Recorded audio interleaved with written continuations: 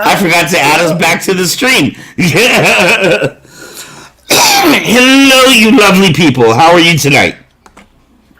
Doing good. How about yourself? Life is, well, life is, we're going to talk, I guess, tonight. Tonight's going to be a fun conversation night. I don't know. I like we were talking about before, I'm feeling all kinds of crazy ways right now. And I don't know how to feel about things. Well, if anything, it just means it's going to be one of those shows that puts us on the map. Yeah, it's going to put us on the map. One go viral. They're going to be like, "Oh my God, Eric Gainsborough is totally weighing in opinions." Oh. I'm really excited to finally do this cosplay because I've been meaning to for a minute. Yes. I don't know if it's necessarily super relevant, but I mean, at least we're talking about drag queens at some point tonight. So. I think you look fantastic. Your background looks fantastic. Thank you. How was didn't you have a show this week? I did.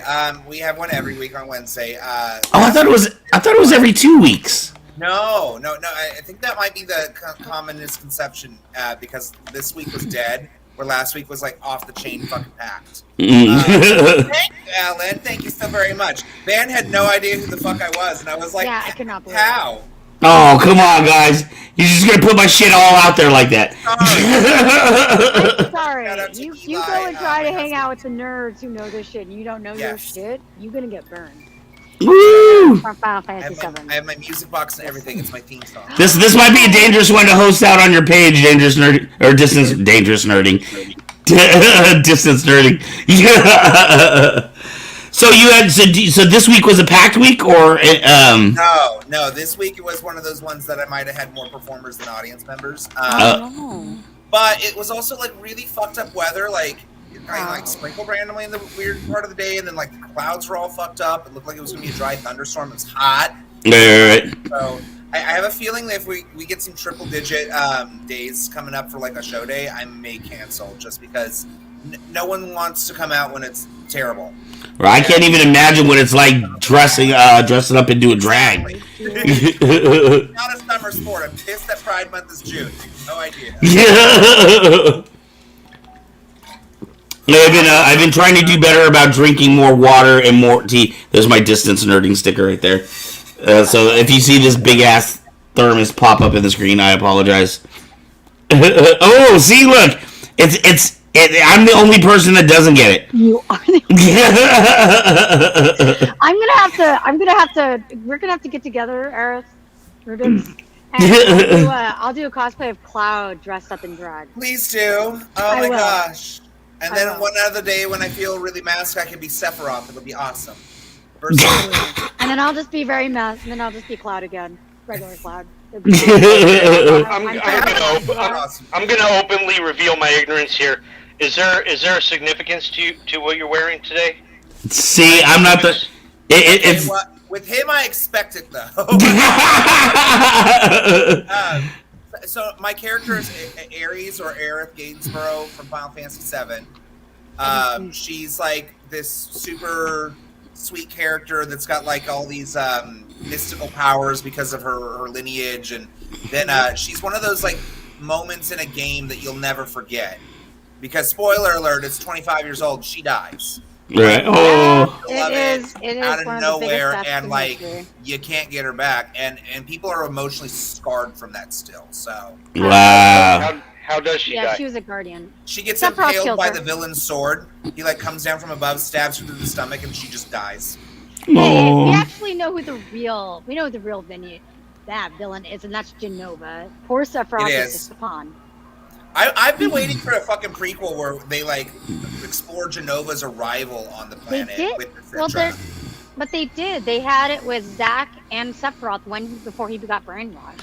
Well, no, you're talking about Crisis Core, and I'm talking about when Genova first got to the planet, because that was what decimated Arid's people. Like the Cetra, like had stories and everything, or Ketra. I don't know how they pronounce it in Japanese, but Katra? No. Is it Ketra or Cetra? I always thought it was like the Cetra, but then I learned that Japanese is phonetic. They don't really have C's though. Ketuda. It would be Ketuda, or it'd be if it was an S, it would be Setuda, but if it's a C, it'd be Ketuda. It'd be like that's what I'm thinking. Ketuda. Essentially, Ketuda. the indigenous people of Earth. Yeah. They're the shamans. They speak to the planet. Very cool. Well, you look fantastic anyways, regardless of what character it is. Hello. Oh, and look, there is our fabulous director, Miss Marissa, on the line, working hard as always. Oh, and I want to say what's up to my homie Danny and Matt out in Texas. What is up, Matt? And Ellen. I don't know where Ellen's from. But what's up, Ellen? So good to see all of you beautiful people. Yes, we are, well, let's go around and see. Army, how was your week? It has been a crazy week. I'm still up here in Mount Shasta and still taking care of my friend, helping my friend with her dying mom. Have you made it back from your long trip yet so far? You're still... And I was in the hospital this morning. Oh my god. Holy shit, everybody's getting admitted lately. What the fuck? Yeah, I mean, it's just, I thought it might be appendicitis, so I wanted to make sure that it was okay. Yeah, that would be one to worry about. Oof. Yeah, so I wanted to be safe than sorry. It turns out it's just a urinary tract infection, which is fine. Robert, what is up? Okay, well, okay, good. All right, okay, you're taken care of. I'm good. I'm good now. I'm here. I'm good. I'm fine. Very good. Oh, we've got a couple of people from Texas in the house tonight. Texas is our hotspot. We were talking about stupid laws last week. That was last week's show, and I highlighted how ironic. Stupid laws in Texas. Raph, what is up? It's good to see. Oh, and Marissa's coming in on her regular now. She's just her. She's no longer Kyber K production. She's just Marissa. Netzo, what? Why? I know. I wasn't. I didn't get the whole drawing thing. I wanted to give away a saber tonight. But I didn't get the whole drawing wheel thing. She sent me the instructions, but I was like, dude, I'm not figuring this out right now. My brain is not working. Weed is illegal in Texas. A lot of things are illegal in Texas. In the heart of Texas. Yep. I honestly just love Mezzo's name because I think of Mezzo Soprano. Mm-hmm. Well, that's where it came from. I thought so. Yeah, I know it's not a wheel, it's a name, dingy dingy dingy ding. But I call it a wheel anyways. Let me be. Alright, so we lives in Texas, for real. For all your exes live in Texas? Oh, yeah, it's actually the truth too. Oh boy. You ever in your house? What the fuck is that jingling? That was Ezra. Ezra just walked into the house from. Hi, Ezra. They say hi, Ezra. Everybody's saying hi, Ez. Hi. He says hi. Hang on. Oh, wait, hold on. Yeah. Hi, everyone. Hi. What's up there, youngster? What's up? Hey, you. Hi. Hey. You owe me hangouts. I do, yeah. When I get back. I'm still in Shasta. Where are you? Talk about it. We won't Okay. talk about it. Okay. Shasta? I think she said Shasta. I don't know where that is. Mount Shasta. Oh, okay. Me and my buddy were actually just talking about that. It'll be great. Beautiful up here. I've got lots of beautiful pictures, so. Gotcha. Okay, well, I'm gonna Robert go. Pearson. I gotta drop my buddy back off at home, so. Bye. I've seen. Oh, but you need to see this awesome picture, this awesome shirt that I'm wearing, real quick. Awesome shirt. Ew, gross. And he's gone. And he's gone. Sweaty. Ugh. I'll deal with this when I break it back. What is it? The box, the bedroom. I gotta throw it out there. Oh, sorry. Was it hair gel or was it sweat? It's sweat. Wow, what was he doing? Oh, dude, nothing beats. When we were at the store and stuff like that, and we used to have like battle nights and stuff, and we'd have like loaner equipment. I always have to have my own stuff because there's nothing that grosses me out more than putting on somebody else's sweaty clothes. Marissa and I were talking about that when she used to be a mascot for the the shows or the parks or whatever. I can't do it. I cannot put on other people's sweaty stuff. Oh, there was a whole production of Beauty and the Beast where some poor soul had to put the Beast costume on after me every single performance, and that sucker was like far gone by then. Oh man! I'm gonna take a scalding shower when I get home. That poor soul.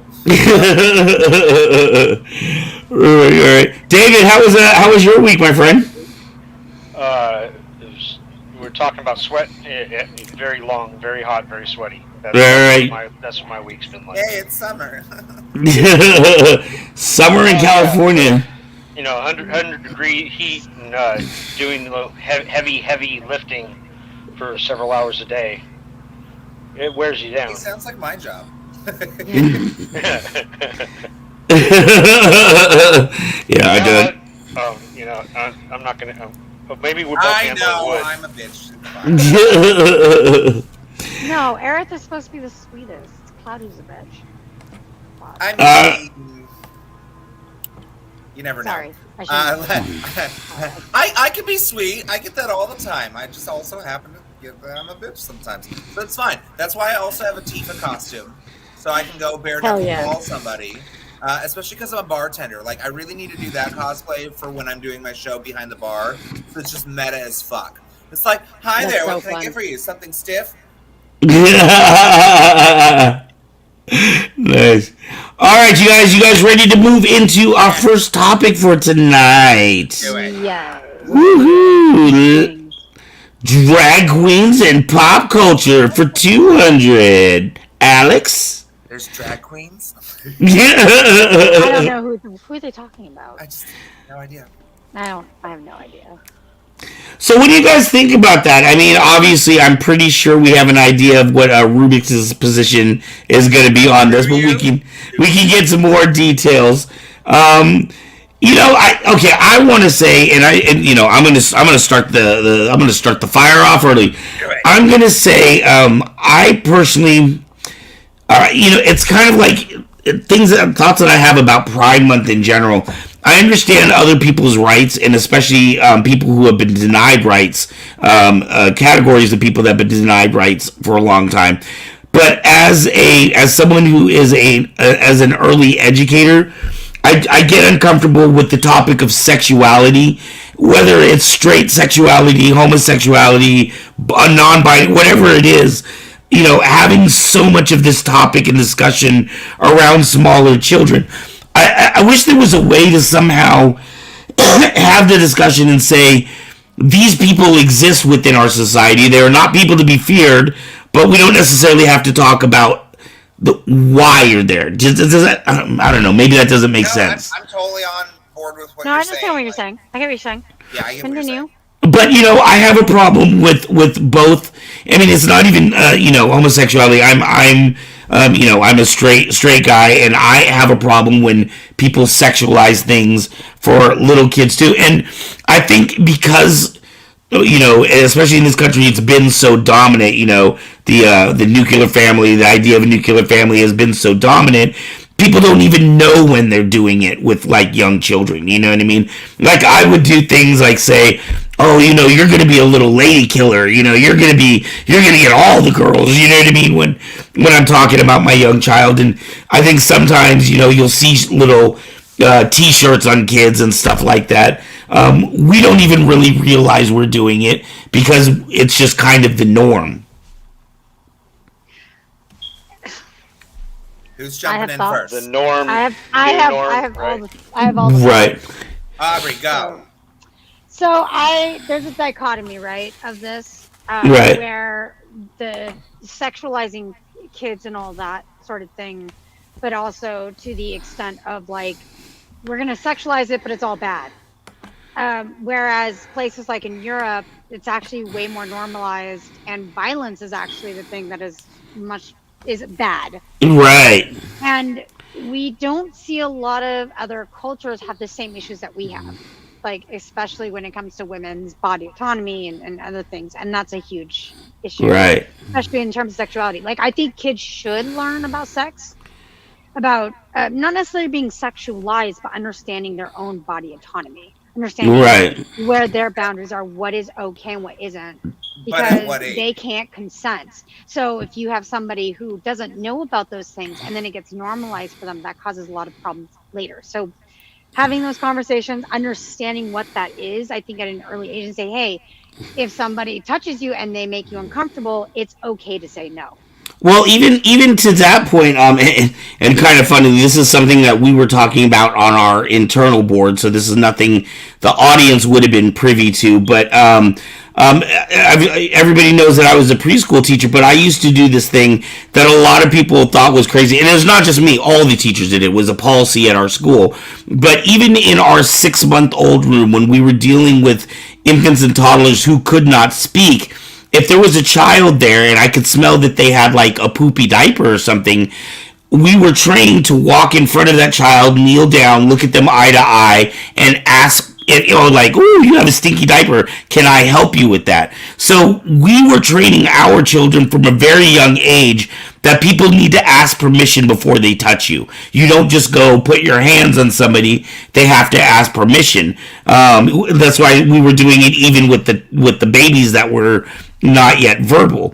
So I'm a strong believer in that, but I don't think we necessarily have to bring the sexuality part into it.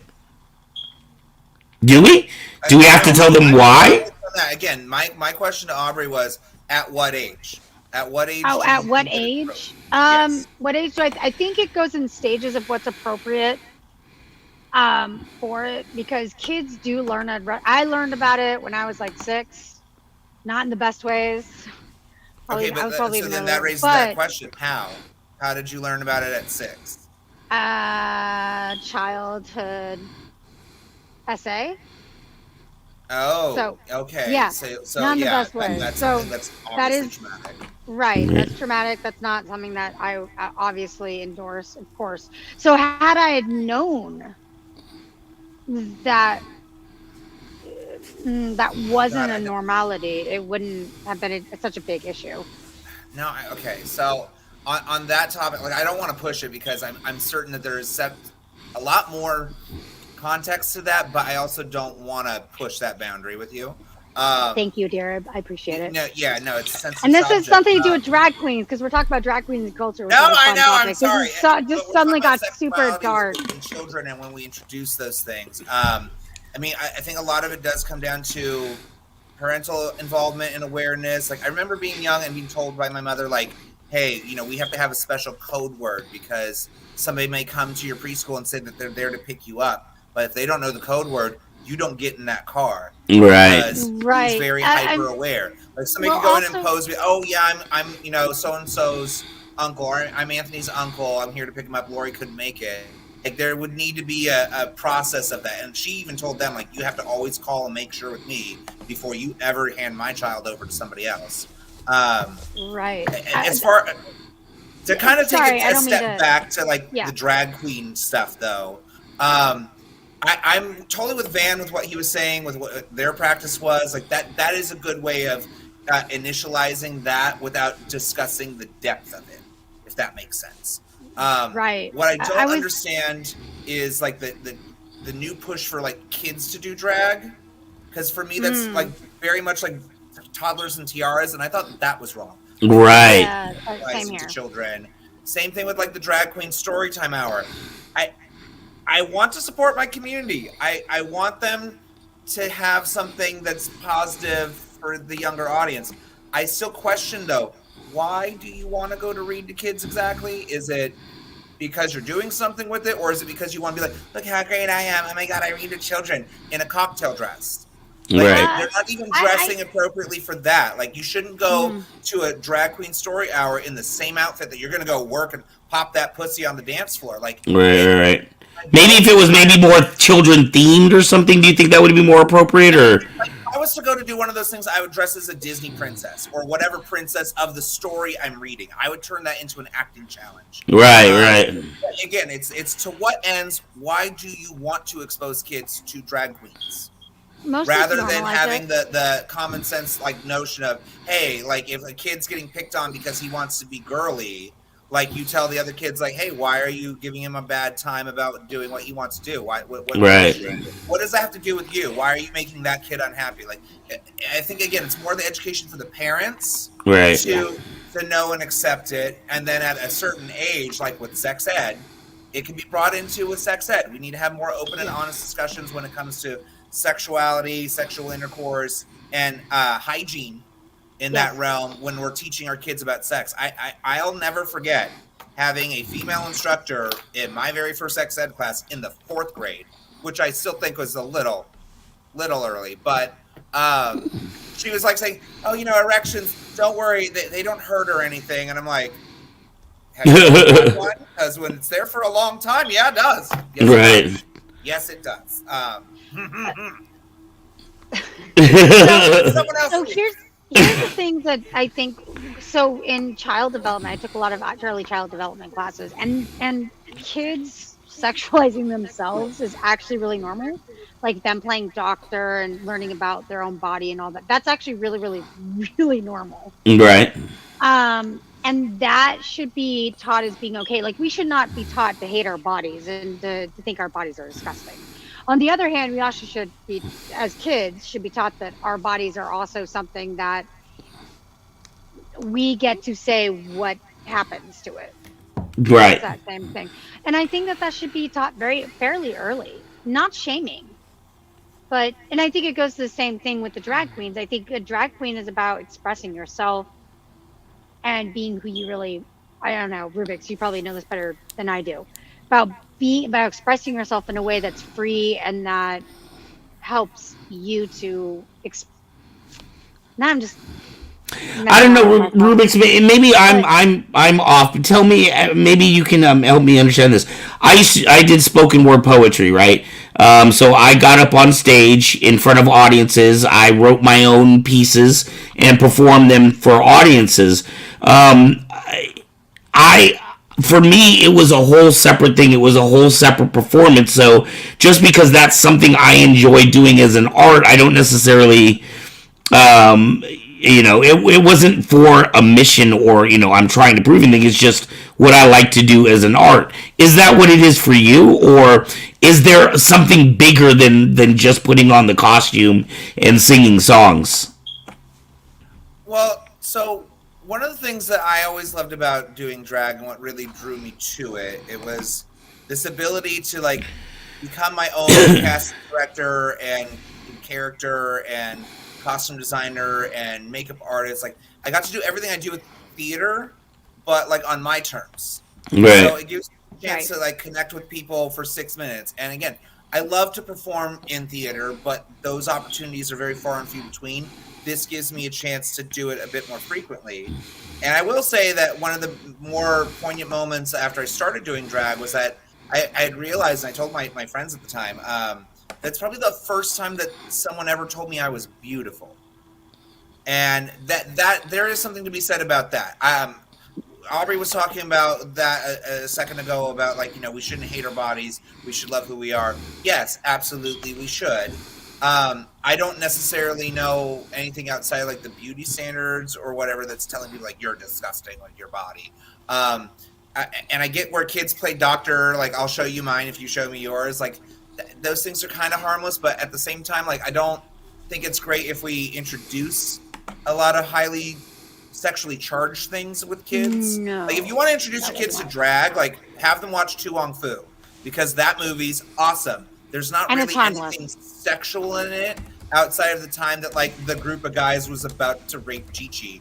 And then the like knight in shining armor comes in his truck and takes her away. Like it doesn't get that dark and graphic, but is totally something that is insinuated. Like as an adult seeing that. But I was exposed to that movie, I think when I was 9. And I watched it on repeat that entire summer. It was on my dad's illegal black box.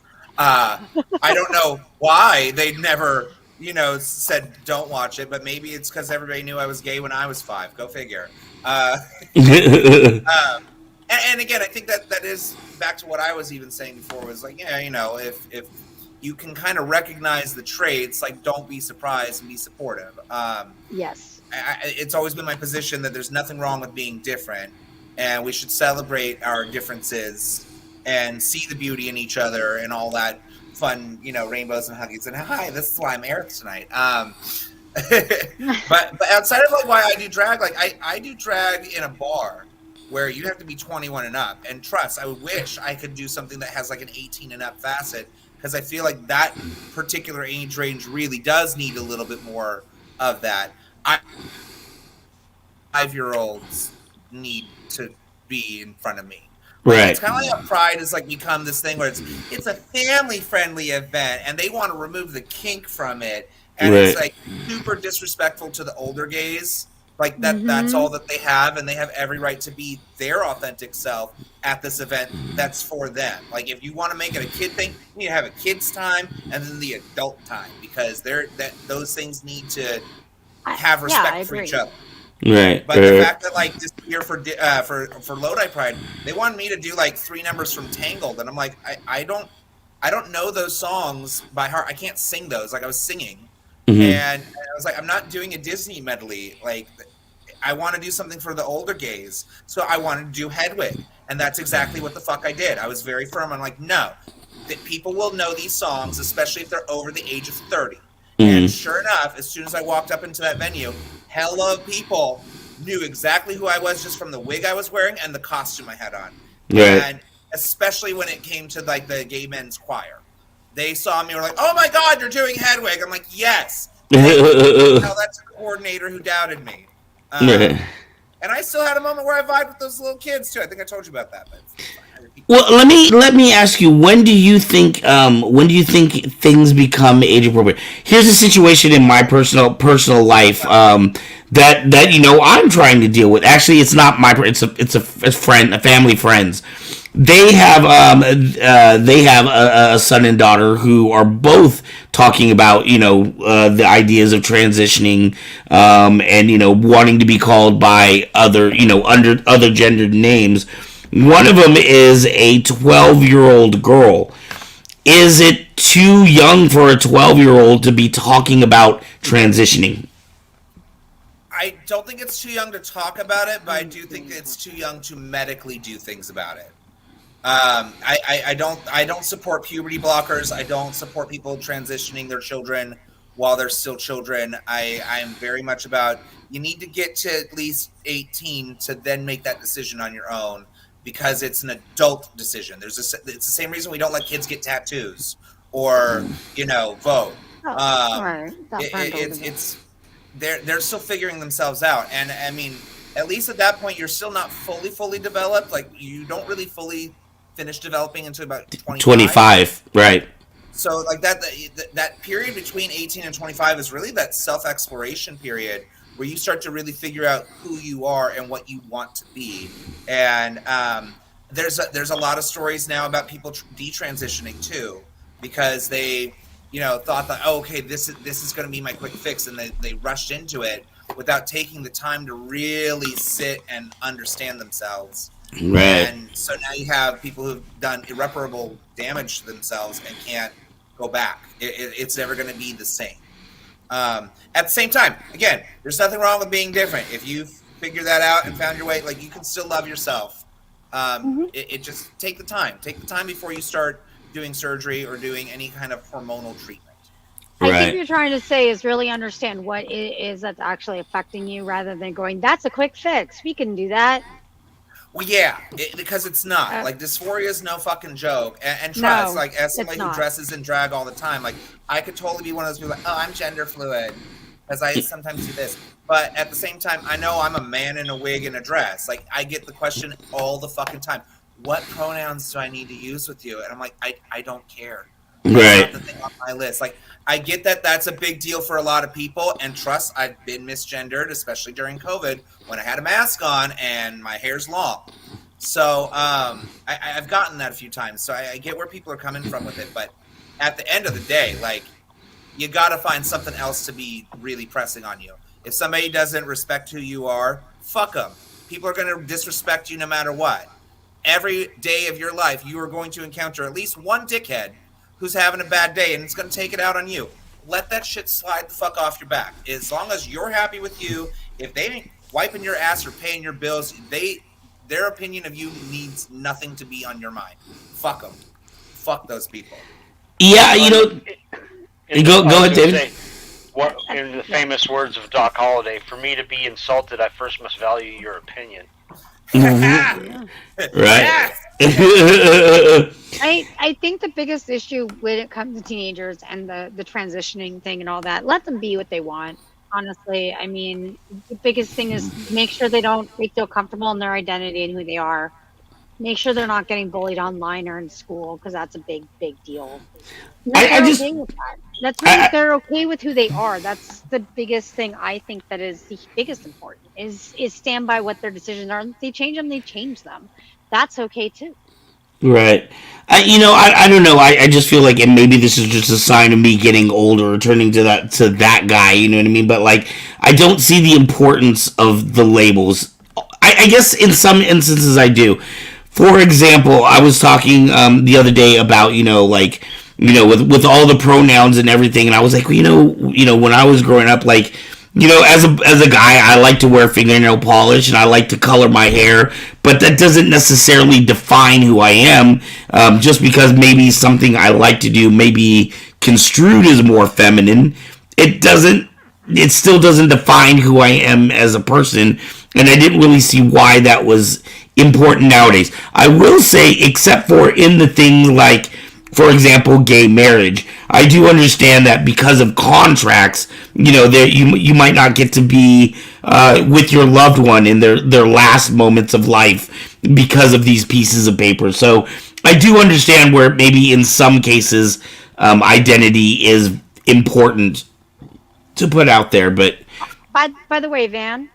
Yes. Can we say hi to Forrest? He's here. Yeah, hi, Forrest. How are you doing? He's just chilling here for like 20 minutes. Yeah, he's sitting here silently waiting in the corner. His ghost friend's just behind him. They've just been waiting. What's up, Forrest? How you doing, my friend? Yeah, I know you're always just so quiet and hanging out in the background. And I thought you weren't even coming on tonight, too. Surprise! Yay! Awesome. Get me off the screen. Well, you jumped right in on the drag queen discussion there. Oh, it's back to me. Hi. Yeah. Okay, so what I find interesting about that, again, I think there's a difference between like normalizing gay marriage and gay people existing, and being like okay with telling like your kid, like if your 4-year-old's like, Daddy, why is that man hugging another man? Well, because some boys like other boys. Right. Oh, okay. Can I have a cookie? Yeah, like that's going to be that entire interaction. Right. Right. As far as like instructors, I think that it's Van. Maybe you can weigh in on this after I'm done, but I think it's important. Like if an instructor is getting questions from these children, that they would first say, "Well, that's interesting. You say that. Maybe you should ask your parents about that first." Right. But if they're okay with it, I'd be happy to talk to you about it in the future.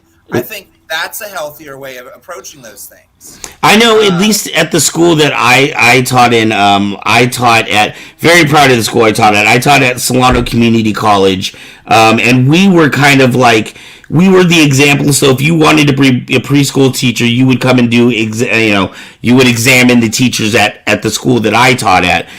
So we were known as one of the top-notch schools, and that was something that we took very seriously. Was it really is what the family likes. It might be a family with 2 mothers or 2 fathers, or maybe their favorite auntie is gay or something like that. So we always followed whatever the family desire was. It wasn't about what we thought should be the curriculum or agenda. And that gets sometimes difficult when you've got a classroom full of lots of different families with lots of different values. Yeah, but part of normalizing it in society is just not really giving it that much. Right. Like we don't have to treat it very specially. We don't have to tiptoe around it. Just be like, oh yeah, it's totally normal. That's totally normal. That happens all the time. And just kind of leave it at that. As far as like the multi pronouns and whatnot, there's a lot of those that I look at and go, okay, really, girl? Really? You want me to call bugs? Okay. For me, the they them is a total, I can negotiate and say that yes, that's a good neutral one that a lot of people can adopt, because we do it It's already part of the language. Well, yeah. I just do it as exactly. Steven That's something Universe that we can all does kind of it. wrap our heads around. Is that they, them is How does Steven Universe do it? Sorry. They asked Well, what Steven Universe- Steven, they go, what are you? And Steven was just go, I'm an experience. And again, Not Steven Universe incorrect. did kind of open the door on this because it was very gender neutral, but at the same time, they were all almost female, I believe. Yes. Like there Except wasn't for really like Steven. a masculine male character. It was all females that were either feminine or masculine, and it somewhere kind of treaded that line of gender neutral. I think the only like non-binary character in the entire show is technically Stevani, because it's Stephen and Connie. Like, Yes. there you go, and that's the experience part. But yeah, like at some point, if your gender is Well, and what his you have for his dad. your His dad, personality, too. then you're just not that interesting as a person. I like Right, the I agree. meme where they were like, "What are you?" and it's like mischief. What do you have in your pants? Yes, or something Doom. like that. And evil. That sounds like What do me. you have in your mission? Doom. I have Doom. Doom. That's right. No, Doom. no, but what are your genitals? Doom. I completely agree with Rubik's about, you know, if this is your personality, you have no personality, and I feel the same way about, you know, people that have the DID or fake different disorders. If this is what you need to put yourself out. Like you gotta Wait a get second. you DID know, is a I completely mean, different thing. something. We've had conversations about how the fake disorder is a disorder, right? So it's not necessarily Yeah. it's a fake disorder; it's just the wrong disorder. It's called Munchausen. Yeah. That's that disorder. But DID in itself, you have to go and get it diagnosed, and it actually is a real disorder. Yeah, no, totally. When you have prolonged or really traumatic. I like how this was our childhood soft experiences. topic. I thought we were going to talk about like Divine, guys. This is what I thought we were going to talk I mean, about. we could, but let's. Okay, so let's talk about Divine. Divine is drag queen that, of course, they modeled Ursula from Little Mermaid after. Divine also has a movie in which she like sucks off her stepson and eats dog. It's a pile of dog shit. So, Yeah. like, would you want to keep it watch that? I think Um, not. Pink Flamingos is not. the No, one. and I don't think it was meant for kids Wait, to watch it. wait, It was when? meant for And rebels. that's When what I did mean. this happen? There's varying levels of what's acceptable, appropriate drag interaction with people of a younger age. There's a I South don't Park think- side and right. there's a Disney side. Wait, Those have to have some sort of gradient. When she did that with her son, is it like it's her porn son or it's like her actual son? I think it's a porn son situation. Like in the story of the movie, that's her son. But as far as the actual actor being in relation to her, no, not at Okay. all. At mean- least to I my mean, knowledge. it was just- John Waters is kind of fucked up. John Waters is weird. Flamingos and I mean, Hairspray. sweet. I mean, Seems, come on. he seems to be sweet, but weird. Right. Right. Well, you know, I don't necessarily think Pink Flamingos is the best representation you would want as a drag queen. No, Tuong Fu is. Yeah, Juan Fu. I would say Tuong that's Fu. true. Tuong Fu is the shit. Vita Bohem. Gotta love her. I think a close second is Tootsie. Does anybody else know about Yeah, the story? Tootsie. Wow. I just watched Tootsie actually, and it's fantastic. And Okay, I Hedwig and can't the remember Angry the actor's Inch. name. Why can't I remember the actor's name? Who plays her? Dustin Hoffman. That's not Dustin Hoffman. Okay, so there's a story about this with Dustin Hoffman where when they first gave him the role and dressed him up, he's like, well, can you make me prettier? And they basically said, this is as good as it gets for you. He had a full existential crisis at that point in the understanding of like what it must be like to be someone who does do this or is trans, and like the really difficult struggles it is to try to become the aesthetic that people will reciprocate with. And Right. I mean, and trust, it happens in drag all the time. There's multiple extremes. You're like either this super young, super thin, very just naturally gorgeous thing. You put on like lashes and chapstick and you're good to go. Or you're someone like me that's like 6 foot, 220 pounds, and gotta layer the fuck up so I can match these shoulders, because otherwise I look like a fucking linebacker. Like it's. There's nothing wrong with looking like a linebacker, okay? I mean, if I'm doing Jasper, sure.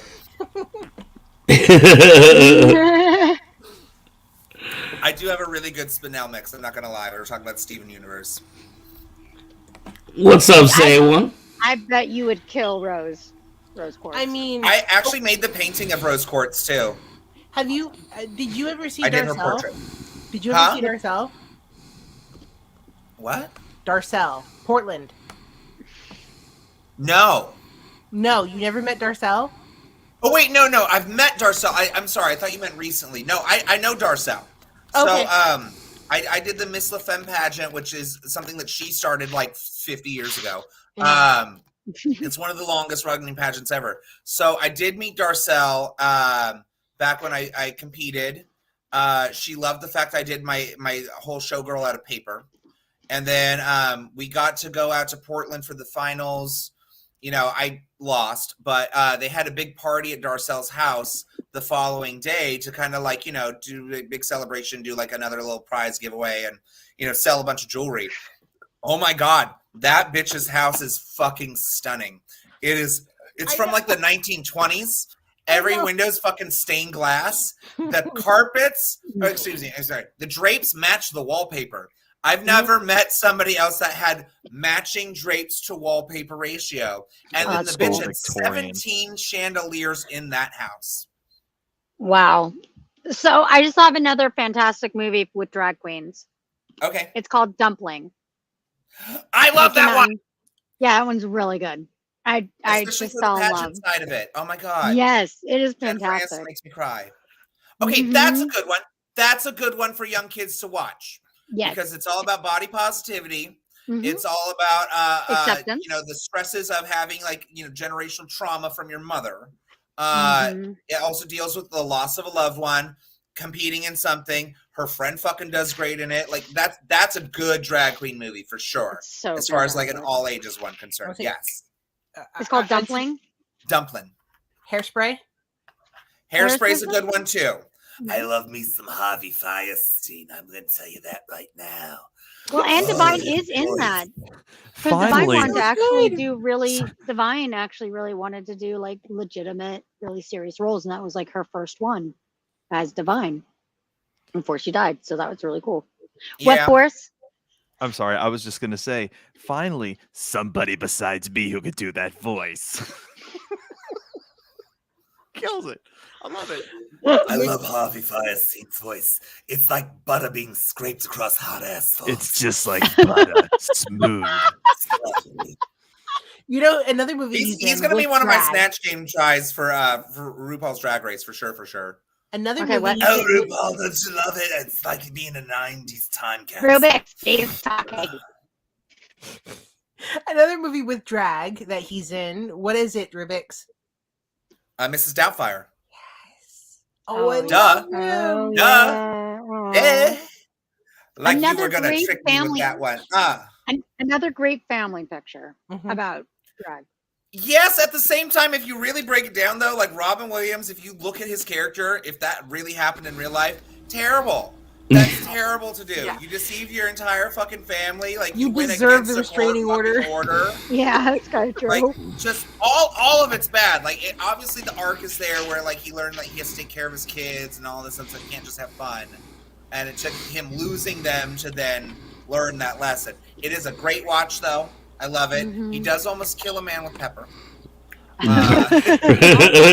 I'm really surprised nobody has mentioned. I do love that movie. Nope. I do love I'm that surprised no one has Well- mentioned Angel from Rent. Oh, That is literally my wife and I's favorite play / musical. Favorite. Rent? Rent. I don't movie. So like fun the. story about Rent. Go ahead. Oh, So- go ahead. I don't like the movie so much, but I love the music. I love the Musical, music. yeah. of I Rent. was fortunate enough to see it live a couple of years back. I took my wife out, and we were there, and the original Mark and Roger were there that's on awesome. stage performing, and that was the only time she ever saw it live, and that was like the fifth so time cool. I've seen it live, and we freaked out. It was so freaking cool. Well, I was gonna come to Force and David anyway, since they're two of our more quiet ones here, and ask you know being on the opposite end, what do you guys think about seeing drag queens in popular culture, drag queen story time, the different shows that you see. What are your guys' thoughts? We'll start with Okay. 4 since you're right there. So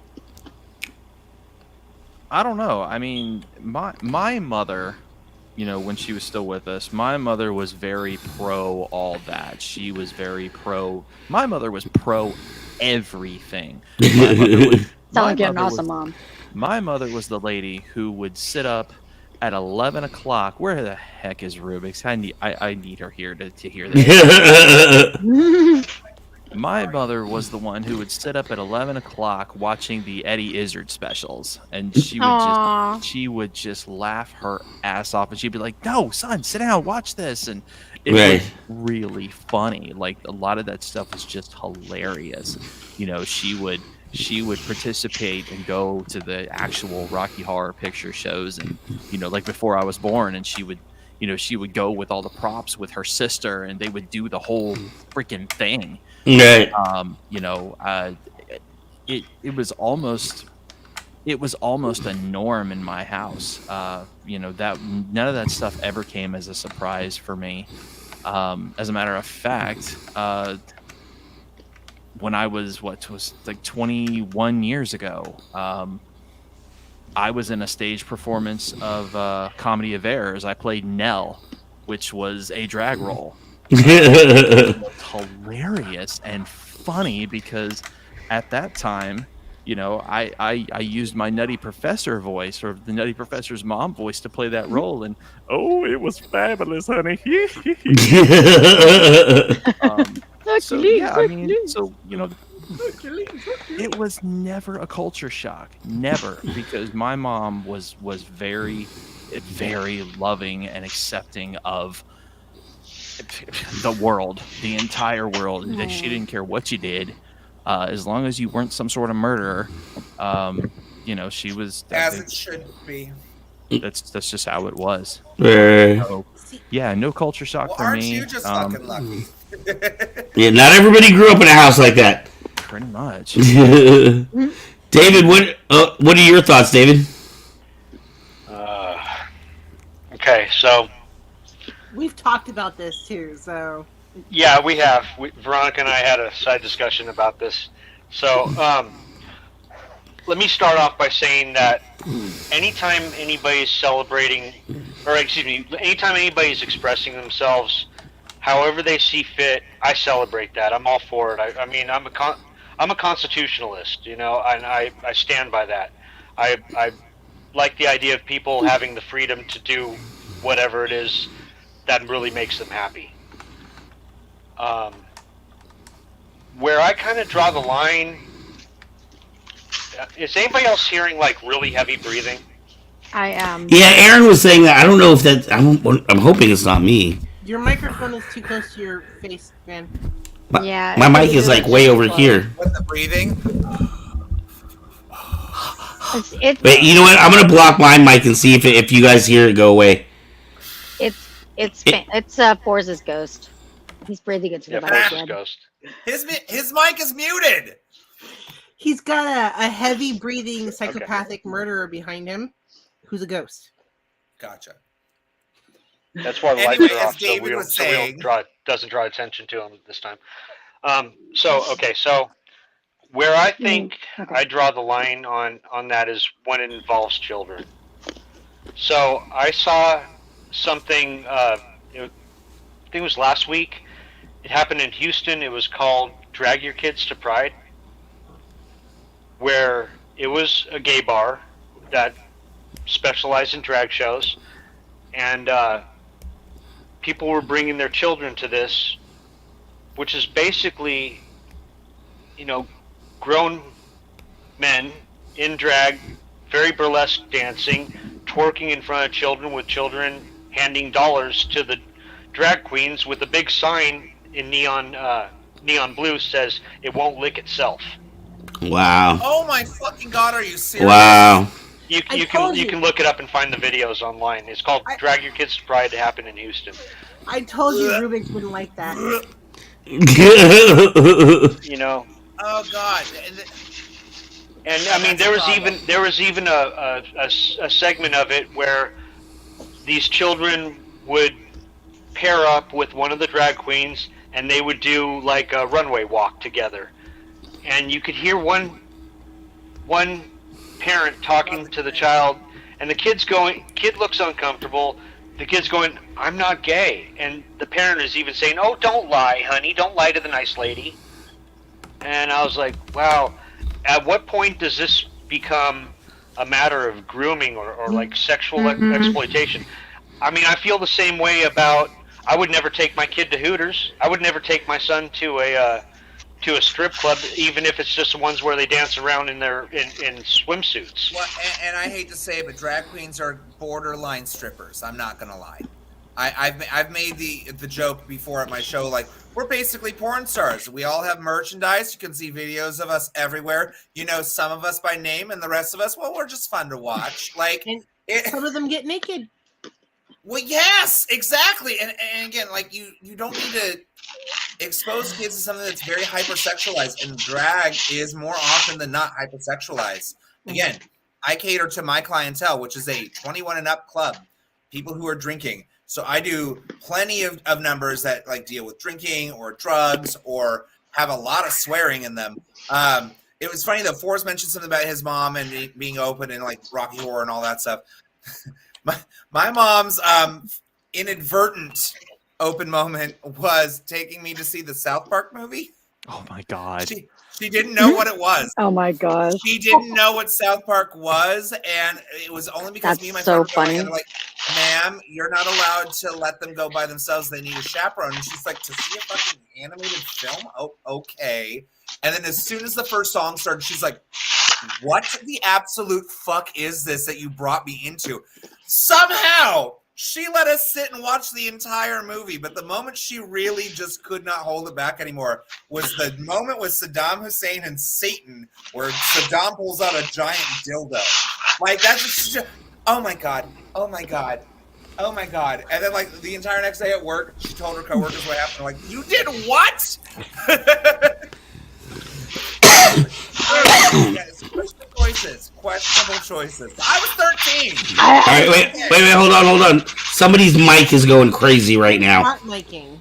Yeah, like it's like they're scrubbing a dog or something. Sorry. Sorry, my Bose is just Were you awful. scrubbing I a dog, apologize. Aubrey? Save that for after the Oh, that's okay. It's Aubrey's mic that we've been hearing. I wasn't doing the heavy breathing though. No, that was Van. That was totally Van. I saw you using that under there. Was it? Did the heavy breathing go away when I turned my mic off? Yes. Yes. Damn, I can't. My mic is so far away. On this show. Gotta cut back on the. That was my Anakin impersonation. Ark, are you my father? Vin, we need to get you a Shure mic. Yeah, sure, Mike. Yeah, I guess. Yeah. You can say that. Or cardioid mic. Come on. Because David, you and I had to talk about this too, because I said there were different limits for this, right? We were talking about anytime a word bar comes into play with children, that's not okay, period. No. Exactly. But like we were talking about how like the drag story time or like taking a kid to a parade, like that's okay, right? That's Well, like, I mean, sort of within reason too. I mean, you see some pretty crazy shit happening in those parades And too. exactly. It wasn't necessarily meant to bring your fucking toddler to. yeah. Like, if you want to expose your kids to like a healthy drag environment, have them watch Tu Wong Fu. As far as the drag queen story hours, those queens should have the onus to be respectful to their audience and dress appropriately. When I see these people in these hoochie mama cocktail dresses going to go read to kids, I go, why are you doing this? Because it's not to raise literacy or anything. It's literally just be like, I like what I did. I'm just so current and woke, aren't I? Oh my god. I took pictures with everybody. I'm just such a good person. It comes off so disingenuous. Right. Right. Yeah, I agree with David. I feel like it's when the sexuality is mixed in. And you were talking about I think you had mentioned toddlers and tiaras earlier. I feel That's exactly the same. terrible. That's Right. exploitation You with dominate children as well. Like kids should be no. Kids. But I Yeah, was exactly. so protected. I didn't know drag queens or anything existed until I was about 19, and I lived in Portland, Oregon.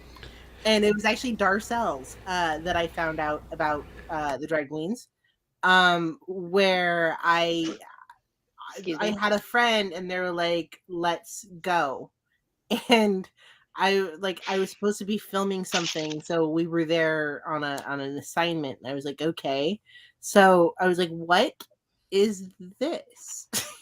and then there was around that time there was the Sisters of Perpetual Indulgence running around Portland, who are absolutely fantastic, and they're so funny. They're a bunch of grown men, That dress like one nuns. yeah, dressed as nuns.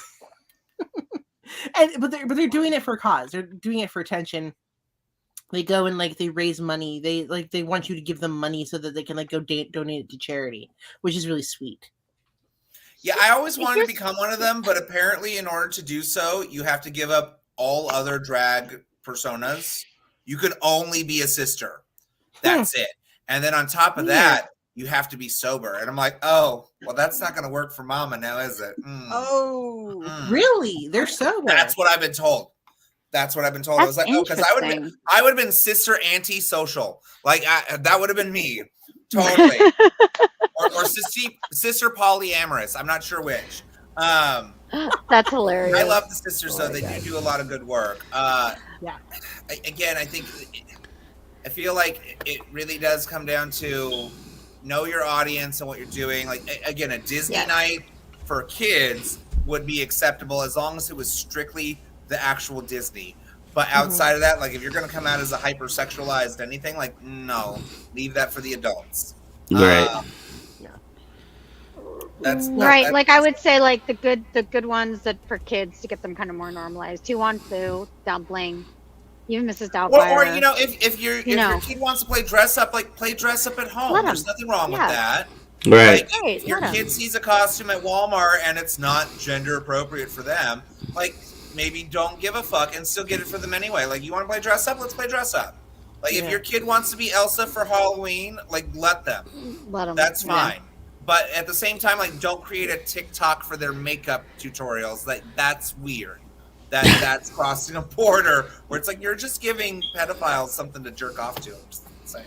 I'll say, as a millennial, I've got a lot of friends who have kids now, and a lot of them do that. We're not giving them a gender. We're not going to do a gender reveal because we're not going to give them a gender, and we're going to let them decide what their gender is. They're present for the gender reveal. Aren't those called babies? Mm-hmm. Babies? Aren't they called? No, seriously, I think they're called babies. I think he's right. Wow. Okay. I mean, I always thought the gender reveal thing babies. That seemed to be pretty neutral. But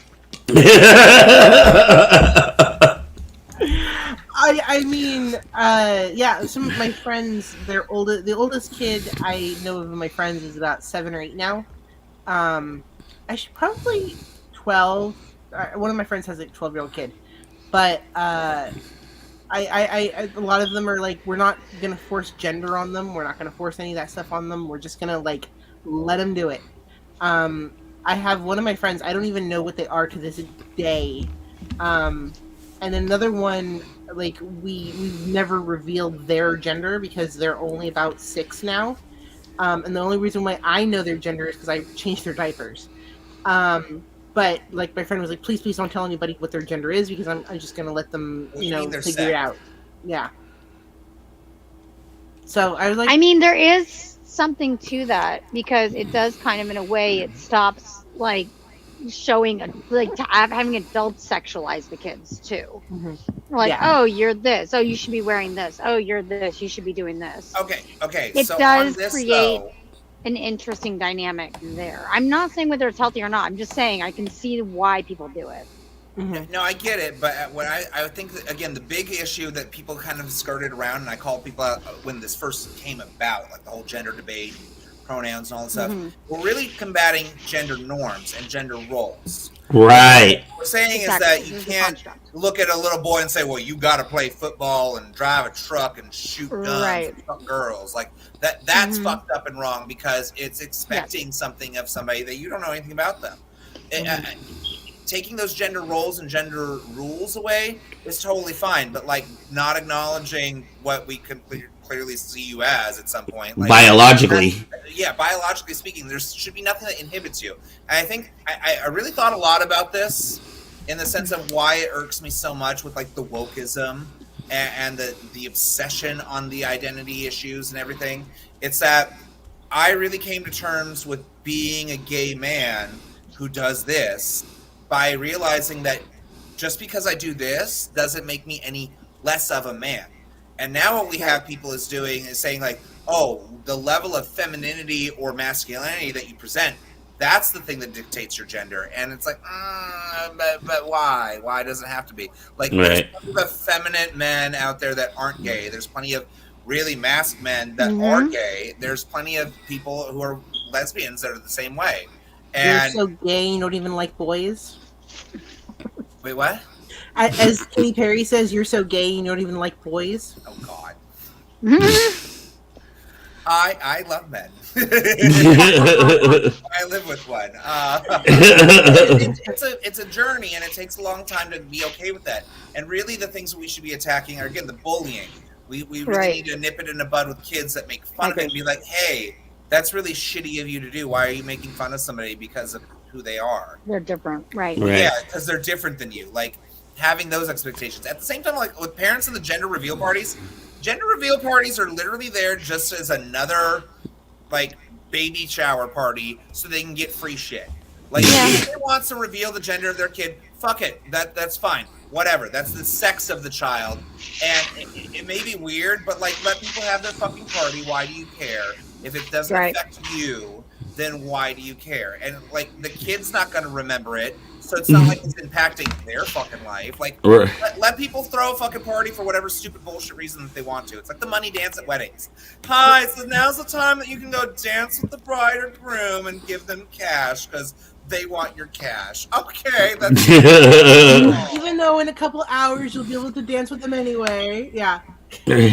I gave you a fucking waffle iron, bitch. It's fine. Like, I agree with Rubik's. I feel like what people actually should be combating and what they are secretly combating is the gender norms, how things have changed. You know, it's not always the mom that stays at home with the kids anymore. Sometimes it's the dad that stays at home. and there's But nothing wrong with that. Right, but I feel like we've Right. gone like a little too far, and you know, I see that as a trend, and actually that this would be a good segue into our other topic.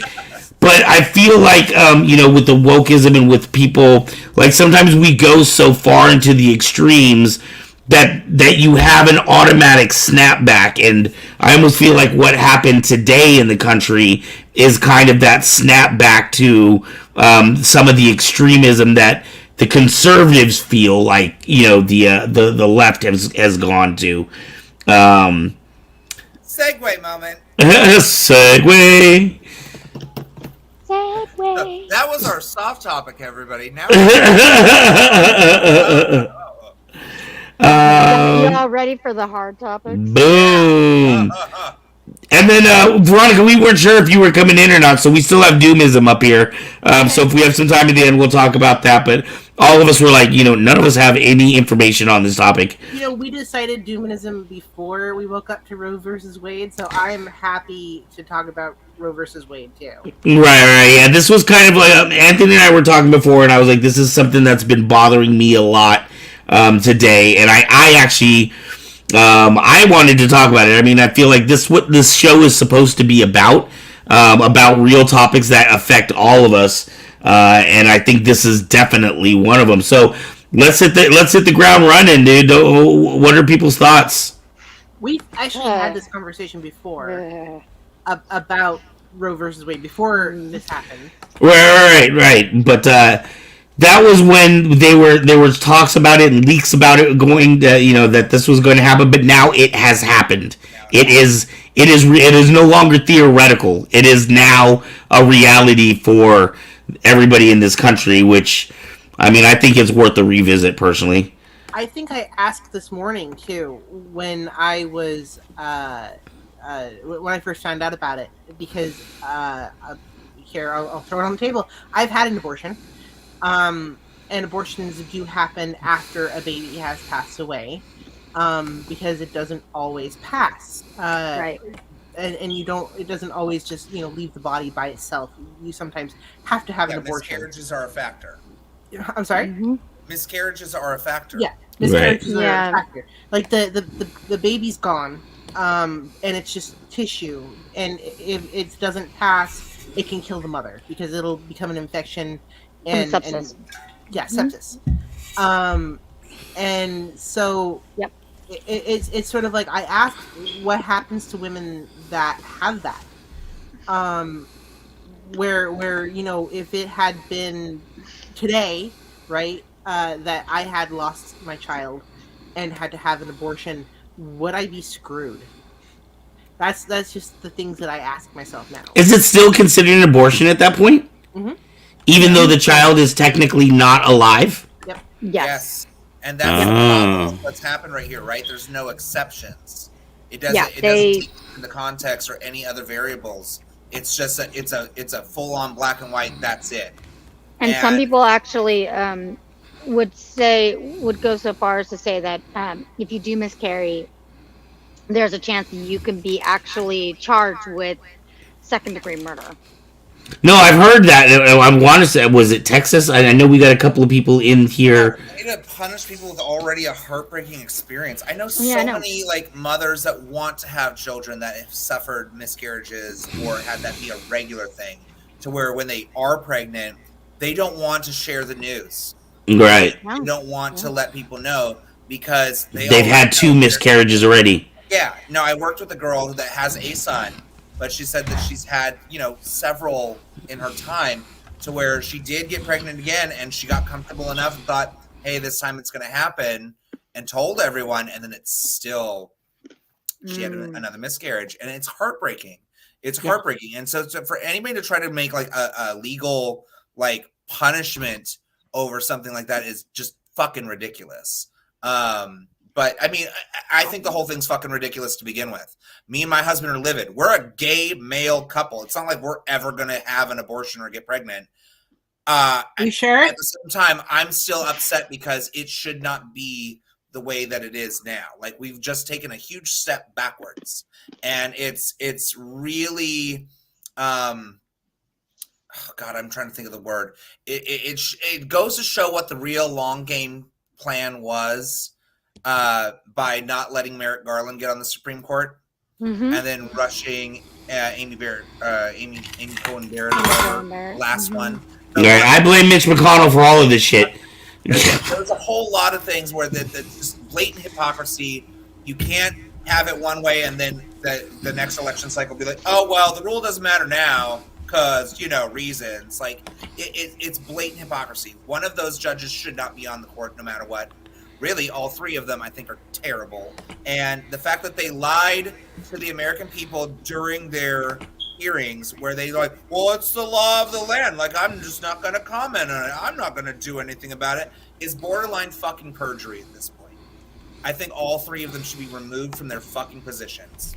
Well, what is to say at this point that any of the other ones that have already been settled now in Supreme Court now can't be overturned? Yeah. That's basically the precedent it sets. Yeah. Now, it just means that none of the prior judgments matter. And that's the thing. Gay people right now are all doing the same thing. They're coming for us next. Oh, they They're are. going to come for my right to get married next, because you've already clearly stated that in your agenda. They're already doing it in Texas right now. It's scary. It's scary that it's going to take this much of a step back. I'm really, really, really hopeful that we have such an outcry against this for being as wrong as it is, that something happens. But it's a scary time. There's literally no accountability. The way that we have our legal system set up, the way that we have this whole thing where people are like, I'm not going to bring my politics into it, but then they do. Yeah. Oh, we have separation of church and state, but yet I'm going to use the Bible as my basis for my reasoning as to why this is wrong. Like, pay your fucking taxes then, bitch. Make that multi-billion-dollar corporation pay its fucking taxes if you're going to institute legislation that is directly because of your religious belief system. Well, here's the thing, and I'm not even anti-gun, but it boggles me the fact that yesterday we decided that states cannot decide on gun rights, and then we're saying that states can decide on reproductive rights. Yeah. You know that they're coming for the states' rights. Or we're so pro-life, we just care about the children, but not enough to prevent school shootings. Yeah. Not enough to give like free prenatal care. Not enough to give families food stamps because those are problematic. They don't give a fuck about you after you're born. Right, not enough to care about the after-school programs because Yeah, no, we're still going to charge you $20,000 to have that baby, but you have to have that baby. Yeah. Pretty much, right? Regardless of your healthcare situation, because healthcare is not a right. It's a privilege that you have to pay a lot of money for, but you better have that fucking baby. Right. And here's the funny thing: they're not going to go away. The abortions are not going to go away. No, Anyone they're just not going to be as safe. No. Or accessible. Yeah, just going to go back to back alleys. And Did you guys see the announcement from Dick's Sporting Goods today? Yes, I did. Good for them. That was absolutely amazing. Who said no? No. Oh, Veronica. So Dick's Sporting Goods said, and they put out an announcement today in light of the decision, if any of their employees need medical attention and their state does not provide it, they will give up to $4,000 towards travel expense for them to go to a state that does provide services. Yeah, and I got to give it up. Dick's Sporting Goods also, when we were having the shootings and stuff, they were the ones that pulled the guns off the shelves. Or a particular type of gun, they said they would no longer sell in their store. And they were one of the few sporting good companies that was willing to take guns off the shelves. Robert Pearson, I'm reading your comment right now. That is very true. It is. They're actually, I think, I named them in the chat today. Because they named in their statements. Who is they? Is this the Supreme Court? The Supreme Court named several cases that they intend to overturn. Yeah, should be overturned. So yeah. Interracial marriage was specifically on there. Like, it's holy shit. Yeah. Yeah. Mm-hmm. Again, we just Wait, isn't Clarence Thomas married to a white lady? Exactly. You want to know something? Clarence Thomas was the one who actually said that if they were going to try and do anything, he'd be on board for it. But they also said he hates his wife. That'd be one vote out of 9. The other justices specifically said in their what's the word? In their, I guess, deposition would be the word I can come up with right now. Said they were not going to touch Obergefell. They're not going to touch the other ones. How can we take anything what they say seriously? Because they just overturned it when they just said that they weren't going to do it. Let's look at this from a specific logical sense. Roe versus Wade has been a matter of contention for the last 50 years. No. Yes, it has. by one side. Well, okay, wait. The point is, it's still a matter of contention. Whether we agree or don't disagree, there are people that would say that it shouldn't exist. And I work with one of them. There's a girl who is very, very adamantly like, I'm very pro-life. I believe it's sin. I believe it's terrible. Da da da da da. And again, it's like, I don't hate you for having that position. Right. Let's let David finish out though. If you don't, sorry like about abortion, that. Sorry, don't David. have one. Yeah. Have one. No one's making you. Right. David, go ahead. What I'm saying here is that I know there's a big let's create a new scare tactic. Now they're going to come for your marriages. They're going to come for contraceptive use among married people. Okay, so there's not a huge push or movement that is specifically trying to do that. There has been for the last 50 years a large movement trying to outlaw abortions. Now, From a minority percentage of people. Keep in mind, keep in mind that Roe versus Wade being overturned does not outlaw abortions. It just hands it back to the states. It's no longer federally protected, and therefore no longer federally funded. And that's really what it comes down to is money. That's the problem. Now here's my view on it. I have mixed feelings about it. Yes, you said that before. I want to hear it. Okay, so let me explain what I mean by having those mixed feelings. I don't believe that abortion should be outright outlawed or banned.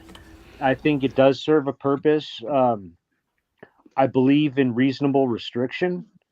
I don't think that it should be taking the place of birth control, which in a lot of circumstances it is. I would love to hear your all statistics you want, on that, sir. But that is true. You it's not. have to have had one to understand why I'm shaking my head right now. Me too. Okay, well, I haven't had an abortion, but I know. Yeah. I get to have my opinion. I get to have my say here for a second. So please. But statistics do disagree with you. Just saying. Studies do disagree with you, but it's okay. This is your opinion. We're hearing it. Wait, that's not. Wait. Hold on. I don't care what statistics you have. If one person does it, then that blows your statistic. So David is technically correct. Now, I'm not saying that the majority of people do it, but that even if only one person ever does it because they fucked up and didn't have birth control, then that makes what David's saying correct. So go ahead. Thank you for that. I'm not saying that that's why most people do it or anything like that, but I will chime in after you are finished with your point with something that's positive and also against. Yeah, I'll get back. Okay. Go ahead. So maybe I overstepped in that and saying that the majority. So what I mean is that there is a large amount of people who will use abortion as a means of birth control. I think that in recent years, like within the last 20 or so, there has been a moral decline of responsibility. It's not like you're just walking down the street and, oh my God, I just got pregnant and, what do I do about this? There is a few steps to get to that point, and I'd like to see that people could be responsible for the actions that they take, be responsible for the things that they do. I also believe that men should be held accountable in this situation as well.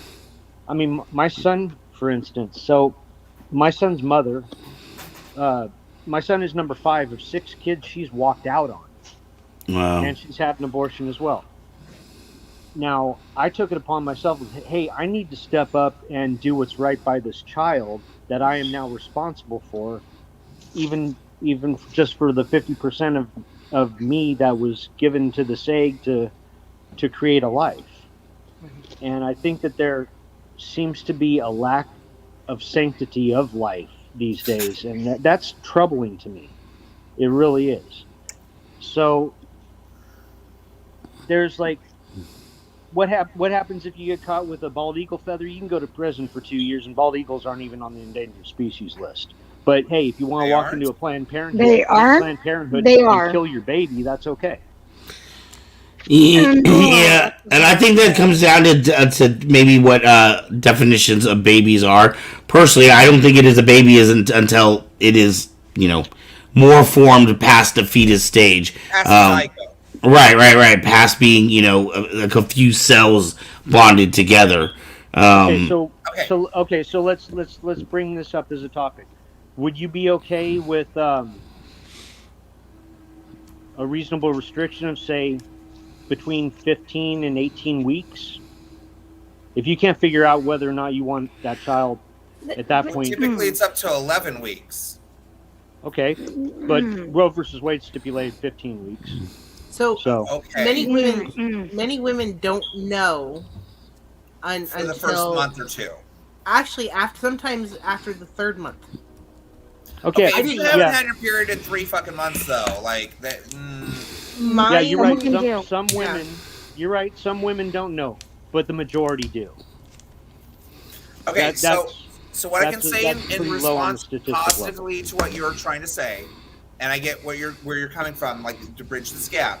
I am totally for limiting people using abortion as their first or only form of contraceptive.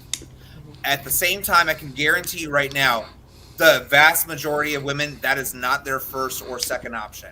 Right. It is not an easy one. And as far as the people who primarily do that, I'm guessing they're crack whores. Do you have any crack babies that you want to adopt? Because I don't think you do. I don't think that people are saying that it's just okay to, well, I'm pregnant again, I'm going to get me another abortion. Like, nobody's tallied up enough to have like a fucking punch card over the whole thing. It's a very personal, very, very serious decision that is very life-changing for many, many people who have experienced it. And again, as someone who's never, ever going to have that experience, I really, whatever the fuck I have to say on it doesn't really matter. Because I'm never going to have to go through that. I'm never going to have to make that choice. What I can say on the full thing of like what men can do for their responsibility, let's normalize having vasectomies.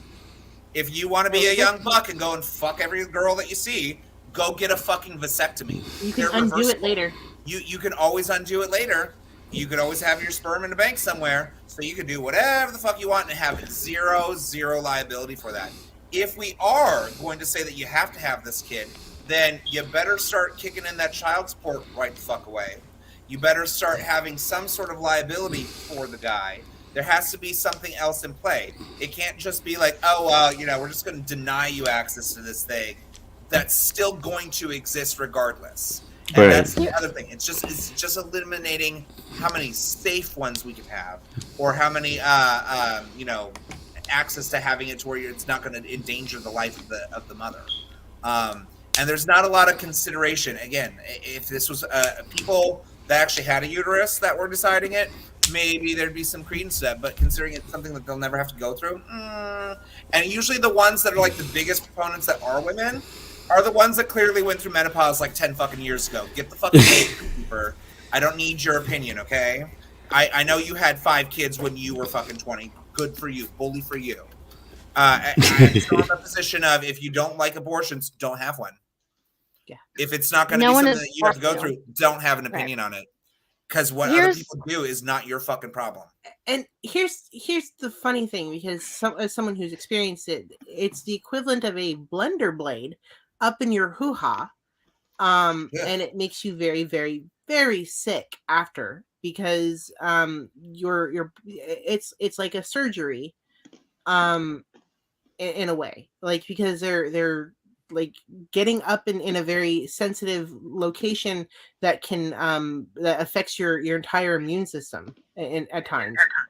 So it can make you very, very, very sick. And I don't see anybody going through that just be like, I'm gonna get one because it's Tuesday. I had to have 2. One was because it got too far along in the pregnancy, and the other one was my blood pressure was rising too high. Like, we had to choose. We had a second to choose. And like, they were like, this isn't going to survive anyway. They're like, it's going to be either you chance it and like go on off a 5%, 10% chance that this child is going to live, because your body's going to attack the baby anyway, and you both go, or that's so. It was 2 very serious medical situations, but after that, like, they warned me. They're like, after the 3rd one, you may never have children, like, you may never conceive. And at this point, I've never conceived after that. So, and they're like, I've had doctors tell me, like, it could be because we had to do those 2 procedures, that things are just not right now. So I don't see people going like, oh yeah, they've had like 10, I can't see that. Like, the way that it makes you feel, the things you have to do, the way that you're literally putting your life on the line, because you can still die from these things. I hear, oh yeah, they're having like a ton of them. I just don't see it. I don't see it. So, 4's asking questions time. Oh, sorry.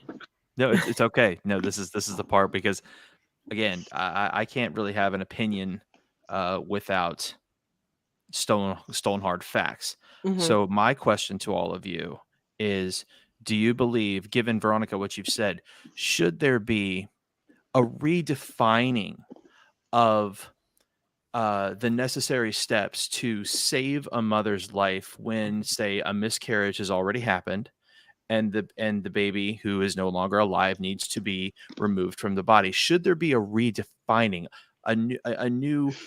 Should we like move to not call that abortion at this point? You It know, doesn't should we? matter because they'll still consider it abortion, and it still has nothing because what's to say that their reasoning is it's a slippery slope reasoning. I'm sorry to cut you off, boys. It's okay. I love you anyway.